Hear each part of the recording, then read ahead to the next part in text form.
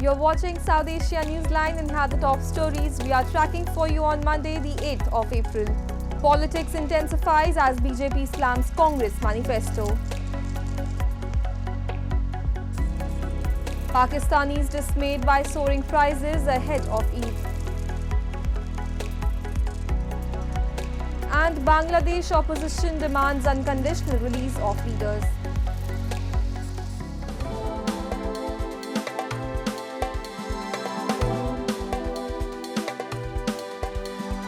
And now for all the details.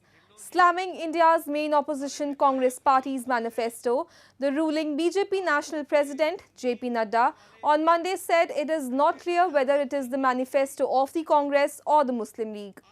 Earlier last week, Prime Minister Narendra Modi also slammed the grand old party over its manifesto, saying it reflects the ideology of the Muslim League. Nadda said that the people of the country have time and again rejected the Congress, but still they are not refraining from their appeasement politics. अभी इनका manifesto आया Congress party का। मेरे को 1929 की जिन्ना की मुस्लिम league याद आ गई। जो जिन्ना 1929 में मुस्लिम लीग में कहा करता था, वही बात अभी 2024 में कांग्रेस पार्टी ने उन्हीं बातों को अपनाया है। यानी मुस्लिम लीग का और कांग्रेस पार्टी का मैनिफेस्टो में कोई अंतर नहीं है। बताइए ऐसे लोगों को सरकार में आने देना है क्या? In response, the Congress party approached the Election Commission of India over the remarks, saying the BJP is diverting the main issues and has started speaking about Hindu-Muslim script. Congress President Mallikarjun Kharge said it was instead BJP's political and ideological ancestors that supported the British and Muslim League. Congress, which had ruled India for more than 50 years with centre-left policies, has struggled in the past decade to compete with BJP that counts the country's Hindu majority as its main vote base. The 7-phase election starts on April 19 with vote counting on 4th of June. Reacting to remarks by India's Defence Minister Rajnath Singh on entering Pakistan to kill anyone who escapes over its border after trying to carry out militant attacks, Islamabad has described Singh's statement as provocative. Pakistan's Defence Minister Khawaja Asif warned India of dire consequences and cautioned against misadventures. The remarks came after a debate has been triggered over a report by The Guardian claiming that India ordered killings in Pakistan. Rajnath Singh had said that if someone tries to instigate the country, India will give a befitting reply. Relations between India and Pakistan have worsened since a 2019 suicide bombing of an Indian military convoy in Kashmir was traced to Pakistan-based militants. The incident prompted New Delhi to carry out an airstrike on what it said was a militant base in Pakistan. Pakistan had said earlier this year that it had credible evidence linking Indian agents to the killing of 2 of its citizens on its soil. India has termed it was false and malicious propaganda. Meanwhile, people across Pakistan are dismayed by soaring prices of all commodities ahead of Eid. Pakistan has been reeling under massive economic woes, with inflation hitting a peak of 38%, a report. Ahead of Eid-al-Fitr this week, shopping malls and traditional markets across Pakistan are bustling with customers. But both shoppers and vendors say that inflation is dampening enthusiasm for purchases. The last week of holy month of Ramadan normally sees a shopping frenzy, with families thronging to markets in search of new clothes, jewelry and shoes that are usually considered Eid essentials for the 3 days of the festival in Pakistan. However, prices of goods appear to have doubled since around the same time last year.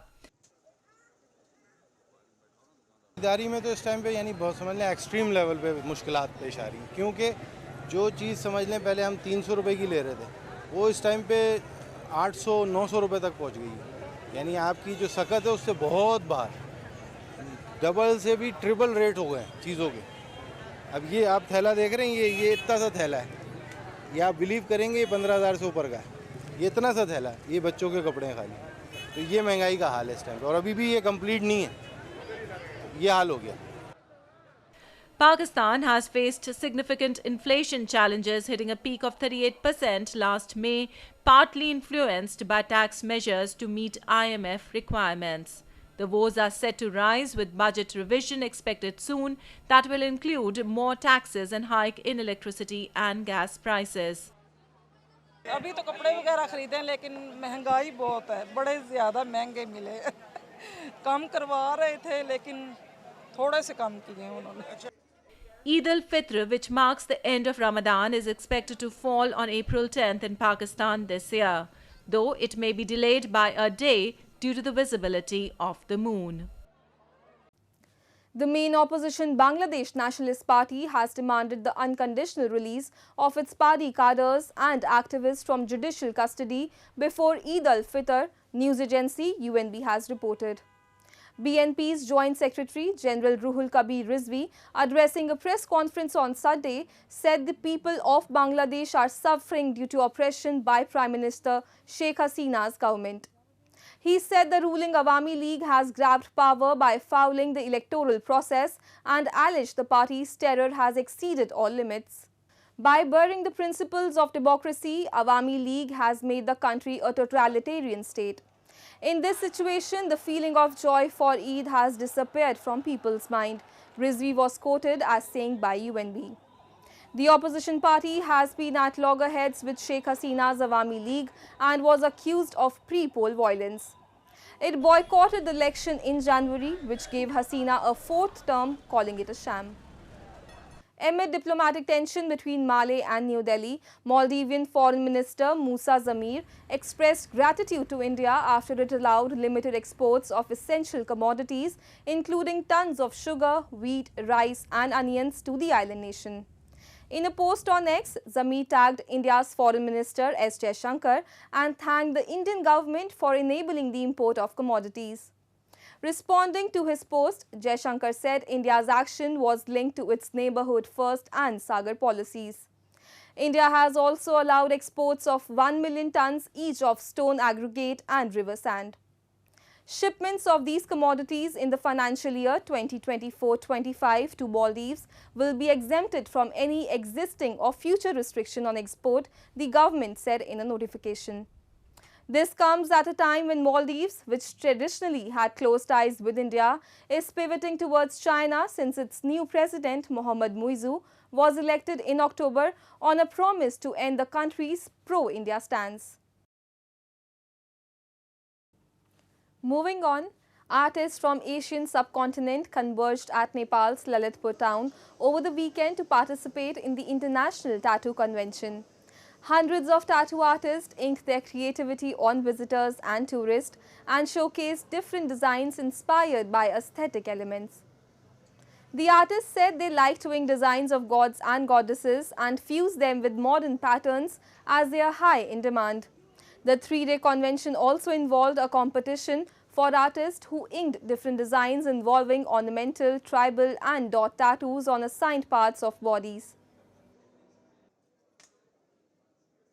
मान्छेहरु अब कोही अब Japanese स्लिभहरु हान्ने धेरै हुनुहुन्छ हैन कोही चाहिँ अब यस्तो ट्रेडिसनल टाइपको हैन अब भगवानहरुको टाइपको हान्नुहुन्छ प्राय जसोले हाम्रो स्टुडियोमा चाहिँ युजिएस ट्याटुइङबाट हो म चाहिँ हैन हाम्रोमा चाहिँ अब त्यस्तै भगवानहरुको चाहिँ मिक्सिङ गरेर हान्ने टाइपकोहरु चाहिँ अलि बेसी नै आउनुहुन्छ.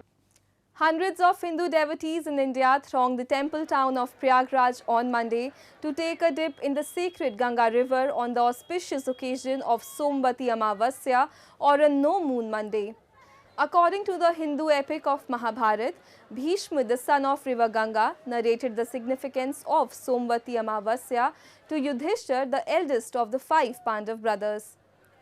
Bhishma said that whoever takes a bath in the sacred rivers on this day would be prosperous, disease-free and free from grief and sorrow. ये सब लोग सोमवती अमावस्या का जो पर्व है स्नान करने मात्र से ही हमारे पितर हमारे ध्यान करते उनका मोक्ष हो जाता है और हमारी जो आने वाली पीढ़ी है उनका भी कल्याण होता है. The most significant ritual of Somvati Amavasya is the worship of people tree. As per the tradition, married women tie a holy thread and take rounds around the peepal tree on this occasion. They also observe a fast for the long life and well-being of their husbands. आज सोमवती अमावस्या है, तो सुहागिन औरतें यहाँ पे 108 फेरी लगाती हैं। माता पार्वती और वासुदेव भगवान की यहाँ पे पीपल के वृक्ष की फेरी दी जाती है। सुहागन स्त्रियाँ यहाँ पे फेरी देती हैं ताकि उनका अखंड सुहाग बना रहे। That's all in tonight's edition. We will see you same time tomorrow. Good night.